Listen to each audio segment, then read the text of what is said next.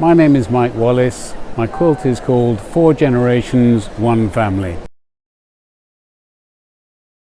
Well, it started off as an entry for this competition, and the idea was 4 columns of fabric quilted and coloured in different ways.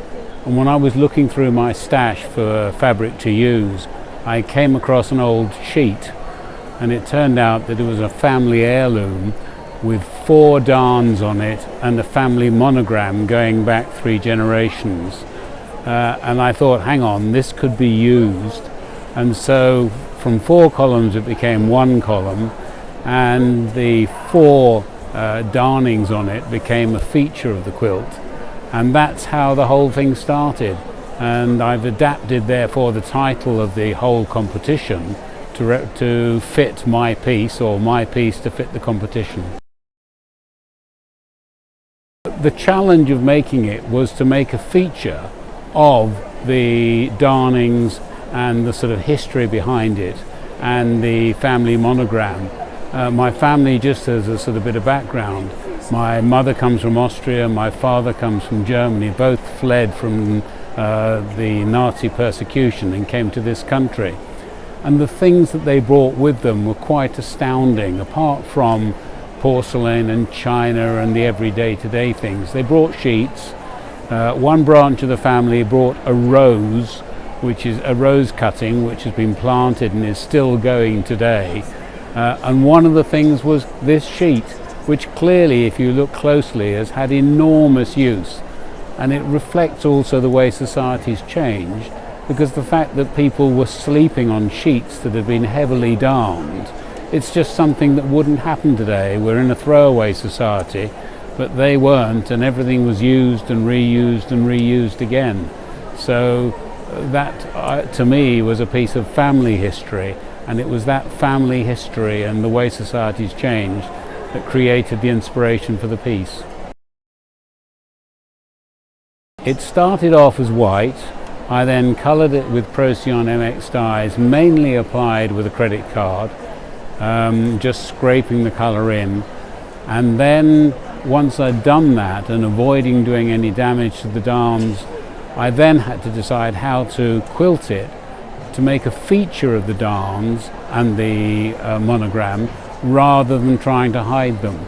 And so a lot of thought went into the lines of the quilting and the use of photographs, photocopying. So I took photographs of it in its sort of early stages and then played around with felt pens to mark lines, and eventually settled on these sort of gentle curves, highlighting the features and, if you like, framing the bits that I wanted people to focus on.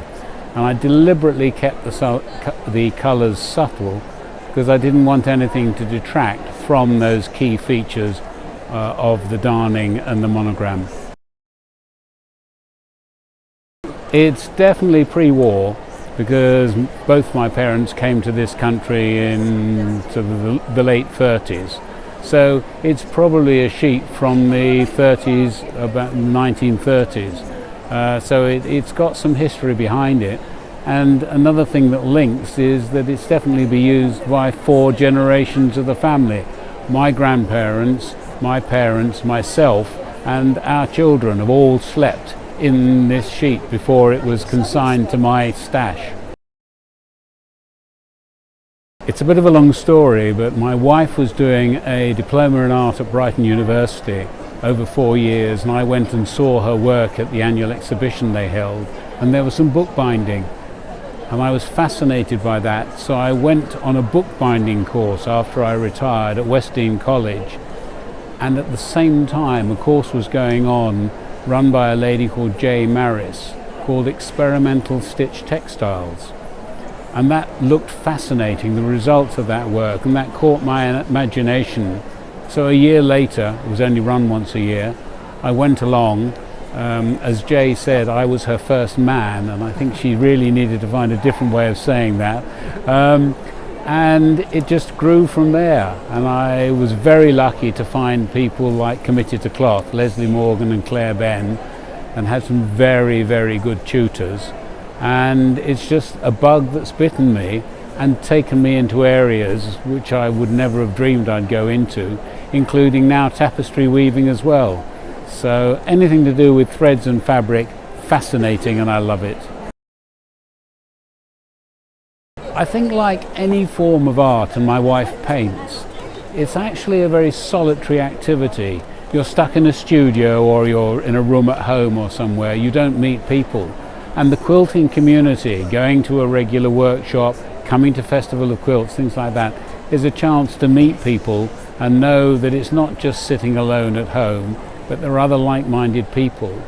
And the textile community is incredibly open with sharing its techniques and how they do things.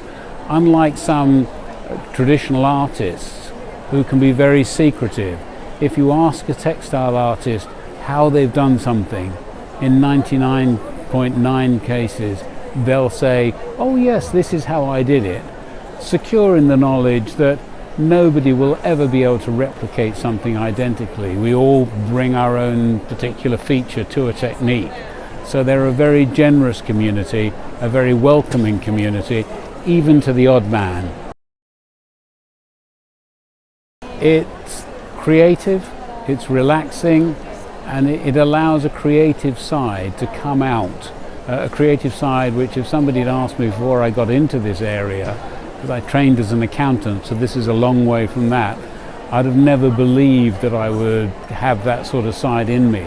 And it's opened my eyes when I go around walking in the countryside. You see things, if you're involved in any form of art, that you just wouldn't see without that artistic interest. It's not so much training, it's just an interest.